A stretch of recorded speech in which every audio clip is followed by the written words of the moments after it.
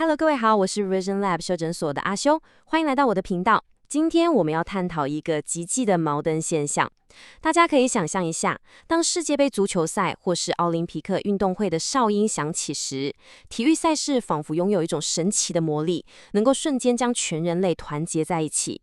但如果我們仔細觀察，賽場上飄揚的國旗、演奏的國歌，甚至隱藏在背後的政治抵制行動，卻又無時無刻不在分裂着我們。體育究竟是團結全人類的橋樑，還是撕裂彼此的武器？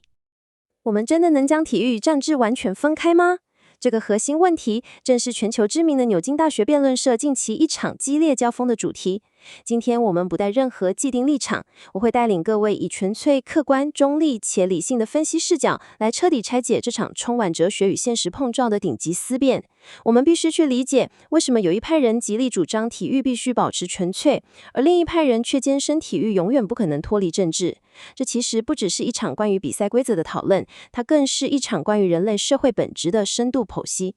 為了解構這場龐大的辯論，我們今天將內容梳理成5個板塊。第一部分是體育與政治的矛盾悖論，第二部分探討捍衛中立的避風港，第三部分分析武器化的危機，第四部分看體育如何作為推動社會進步的引擎，隨後第5部分我們會帶出殘酷的現實平衡。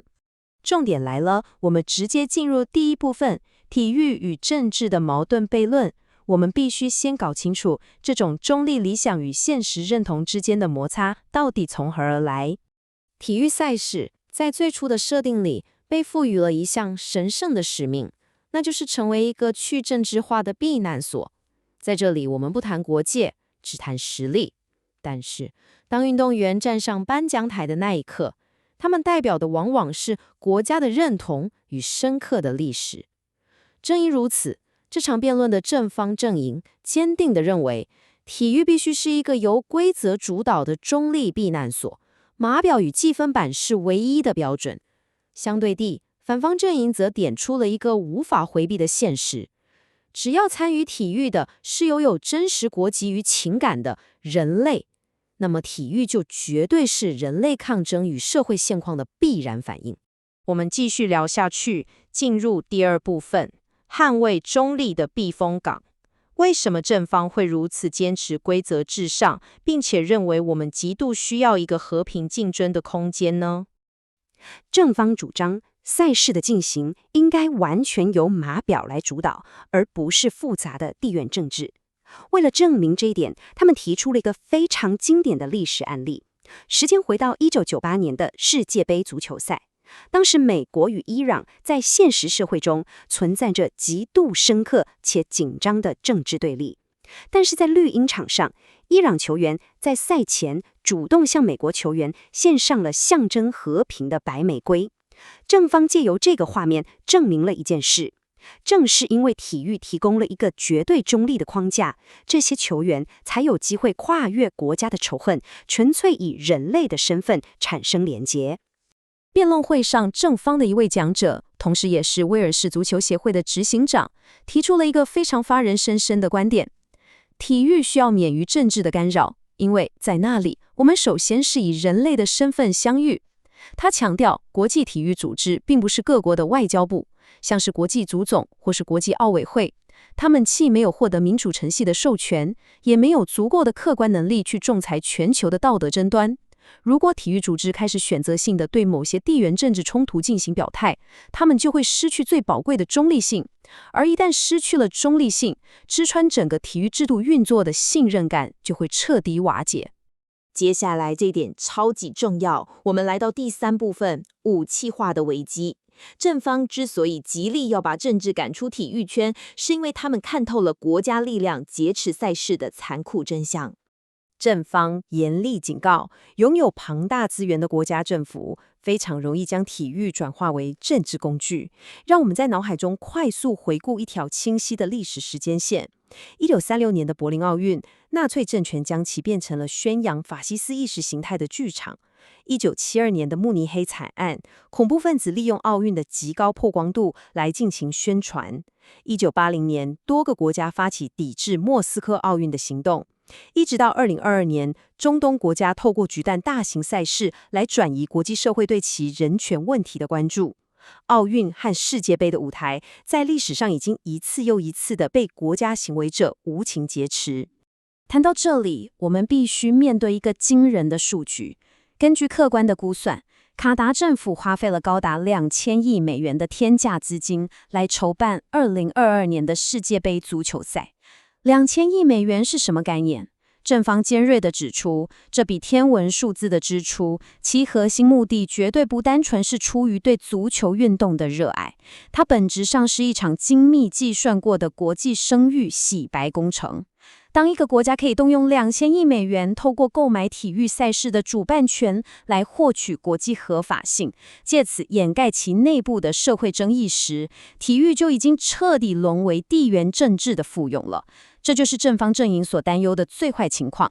為了避免討論失焦，正方在這裡給出了一個非常嚴謹的定義，他們真正在反對的是體育的工具化。所謂的工具化，是指國家與政治機構為了外部的地緣政治目的，由上而下的蓄意的利用體育賽事。正方非常明確地表示，他們並不反對個別運動員基於個人的良知所發表的言論或是行為，他們要抵禦的是那些擁有強大權力與豐厚資本的國家機具，將體育賽事當作政治籌碼進行系統性的操弄。釐清這條界線，是理解正方邏輯的關鍵所在。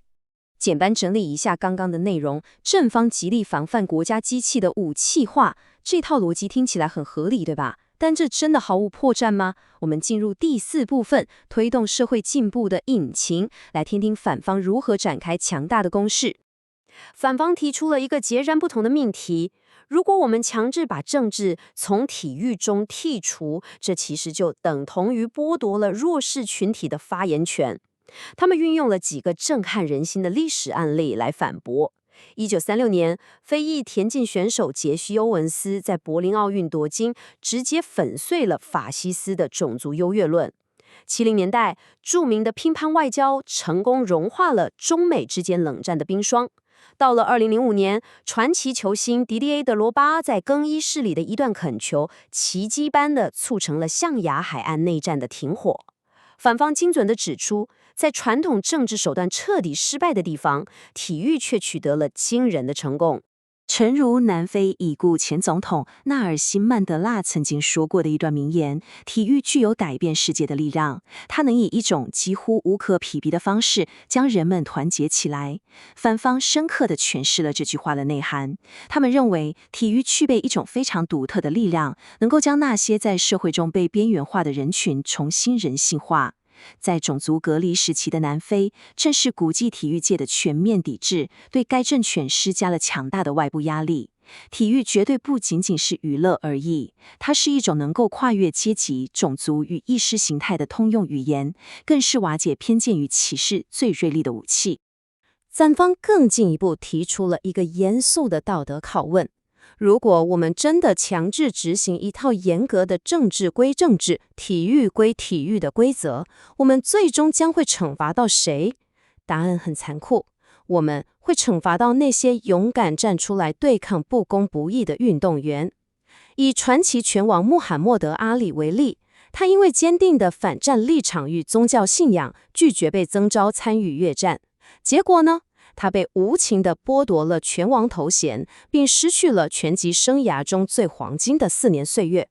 反方強調，要求運動員在踏入賽場時，必須將自己的人性與社會良知留在更衣室裡，這不僅是不道德的，更是一種系統性的壓迫。所謂的保持中立，往往只是為了維持現狀，並讓統治階級感到安心的借口罷了。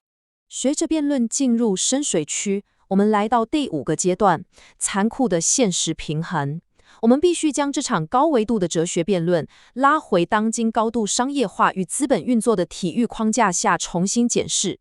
在這樣龐大的結構現實下，體育組織面臨着什麼樣的挑戰？讓我用語音為各位提供一個極具震撼力，也是我們必須正視的數據。全球板球的觀眾人數高達了25億人。認知科學家提出了一個概念，叫做板球經濟學。這告訴我們，當一個體育項目的市場規模如此龐大時，資本的高度集中，無可避免地會創造出政治上的主導權。也就是說，即使在場上沒有任何政治口號或國旗，龐大資本的引力依然會在暗中重塑整個體育界的政治版圖。我們必須認真思考，大型體育組織該如何在這種混亂的局面中安全航行。大家可以在腦海中建構一個天平，天平的一端是屬於普世價值的捍衛人權，例如推動反種族歧視的運動，而天平的另一端則是屬於黨派越界的背書特定政黨，例如淪為某些國家的政治宣傳工具。體育組織幾乎每天都在執行這項不可能的任務。他們要在捍衛人類基本尊嚴的同時，極力避免自己成為政治勢力的傳聲筒。這是一道極其危險，而且隨時可能翻船的平衡木。經過了正反雙方這麼深刻的辯證，我們最終必須問自己一個問題：體育究竟應該繼續作為人類社會分裂的縮影，還是應該成為遠離現實紛爭的避難所？這其實完全取決於我們在觀看比賽時，內心真正渴望尋找的價值是什麼。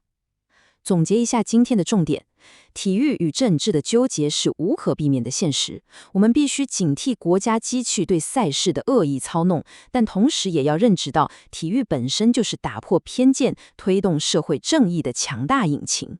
在純粹的競技與社會責任之間找到平衡，是現代體育最大的考驗。今天的內容就到這邊，如果你覺得這集有幫助，記得馬上點讚、訂閱加開啟小鈴鐺。我們正在衝訂閱，需要你的支持。我是阿修，我們下次見，拜拜。